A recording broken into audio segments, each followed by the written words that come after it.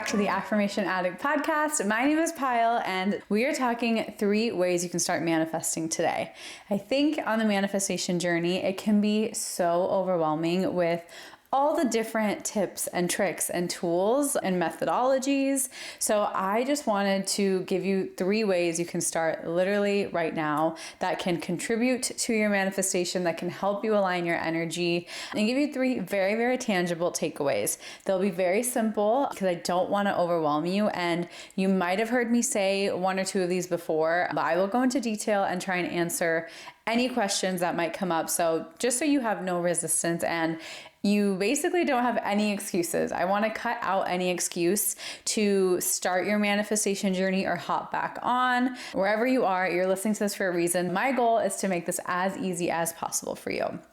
Before we dive in, what is manifestation and why do we love it here? For me, manifestation has been that thing that has absolutely empowered me to realize that, wow, I can manifest the things I want. I can have the life that I've dreamed of. I can become the girl who I used to look up to.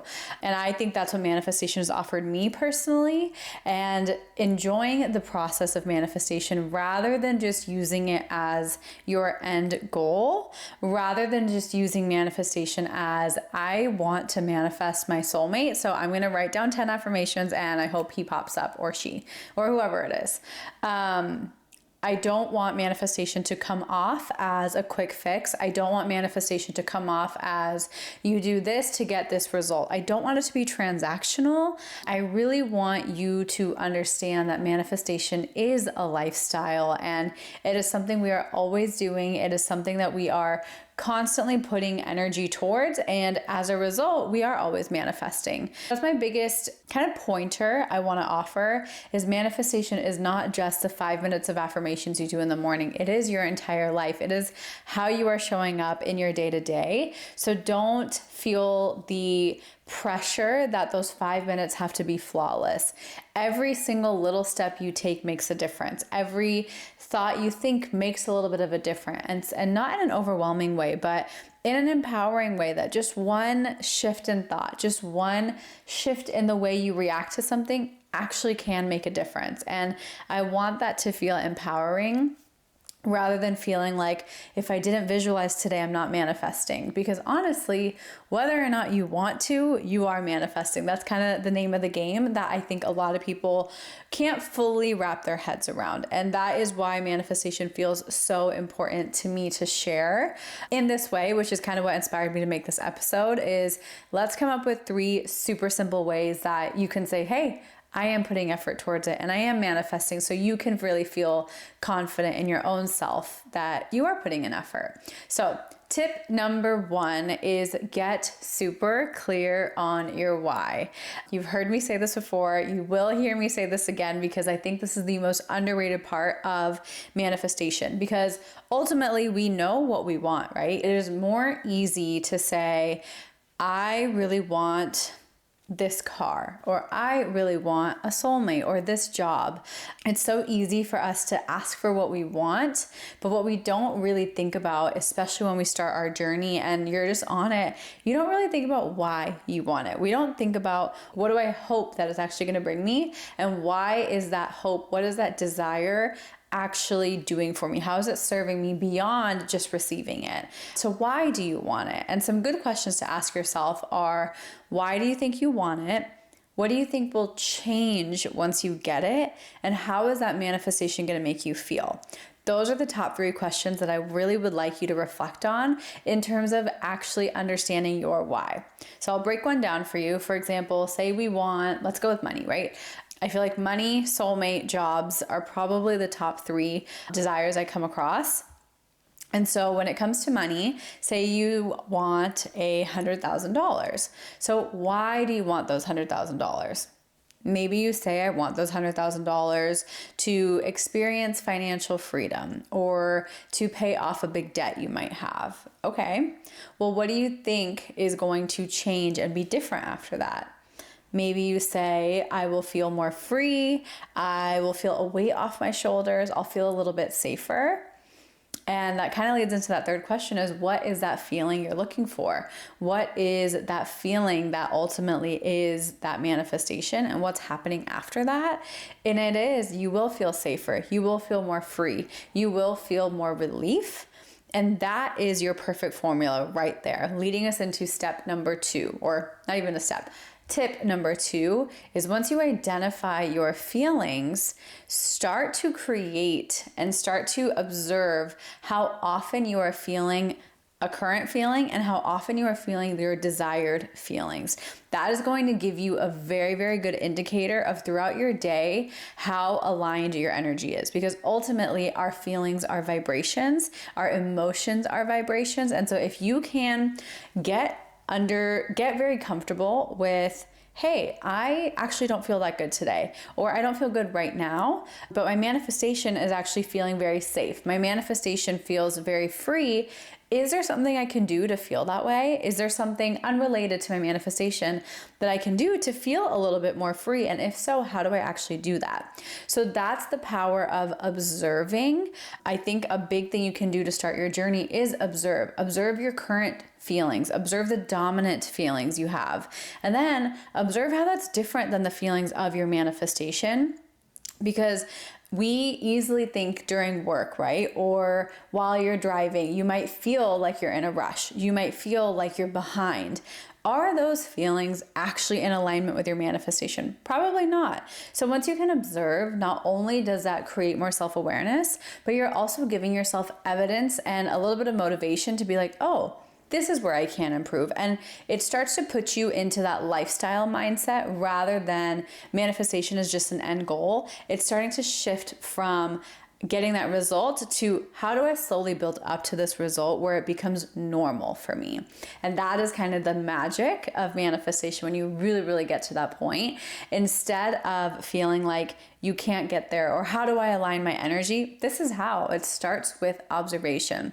So if you do nothing else today, even if you don't identify any feelings or determine your why or get clear on your why, even just observing your current dominant feelings is part of the journey. I do think manifestation requires a lot of self-awareness, a lot of honesty with yourself. So this is the perfect place to start. And in the meantime, if you have any questions throughout this entire episode, please don't be afraid to DM me. Please don't be afraid to shoot me a question, because I love hearing from you guys. I love interacting with you. So if something doesn't make sense or you need more clarity, just ask. I'm here for you. And then I'm going to check the third one I wanted to share. Okay. The third one I wanted to share with you is, once you know those feelings that you want, so this is kind of piggybacking off of number 1 and number 2, is you can start affirming. Even if you're not affirming for your soulmate, even if you're not affirming for your dream car or your dream job or feeling more peace, you can start affirming for the feelings that you believe your manifestation will bring. All you need to do is add I am, or I'm in the process of feeling, before any feeling. So say you determine with money, going back to our example, that we are trying to feel more free, we're trying to feel more safe, and we're trying to feel more relief. These are your 3 affirmations. I feel more relief. I am safe. I feel safe. And giving yourself those affirmations, because the more and more you can repeat those affirmations, the more and more your body and your mind and your entire energy system will start to say, oh, that's how we want to feel. And you are, just by saying those affirmations repetitively, starting to align your energy. And so it is so simple to start your manifestation journey. You can do it on your own. You don't need any external tools if you don't want them. It can be just a matter of observe, get clear on your why, and start affirming based off of your why. You can make your affirmations on your own. And if you need help, you guys know this, I have an entire app, I call it a membership now, where I have affirmations for you for every area of your life. I have affirmations for your soulmate, to health, to anxiety relief, to your dream job, or if you're a business owner. We have affirmations, as well as all of our other spiritual tools like visualizations, sleep affirmations, journal prompts, all of the things that you need. So if you need help, we're here for you. Affirm It is there for you. It's less than $5 a month. But if you feel comfortable to just start your journey like this, then please start. I invite you and I actually challenge you to start today. Start today and create 1 or 2 affirmations for yourself based on what you're trying to manifest. And see how that feels. See how that goes and see where that takes you. One thing I want to say that I think is not talked about or explained all the time when we're manifesting is the intention behind with which you're manifesting, the intention behind with which you are saying your affirmations, the intention behind with which you are listening to this podcast. And what I mean by that is a lot of the times I think and I've done this too, we tap into something, we listen to something, we're reading a book because we just hope that listening to it will change our life. It's that missing piece. I feel like we're always on this search for that missing piece, the thing that we didn't hear that's going to change our life. And I really want to tell you with full honesty, I really believe you know everything you need to know. We have this kind of habit of seeking knowledge, expanding our consciousness, and I love that. But ultimately, the answers you're looking for, the security and that confirmation you're looking for can only come from within. And the way that comes is by just starting, by just practicing, even if it feels weird, even if you're not fully sure on, is this the right affirmation or is this the real feeling I'm seeking? Just start. You will get more clarity along the way and things might change along the way.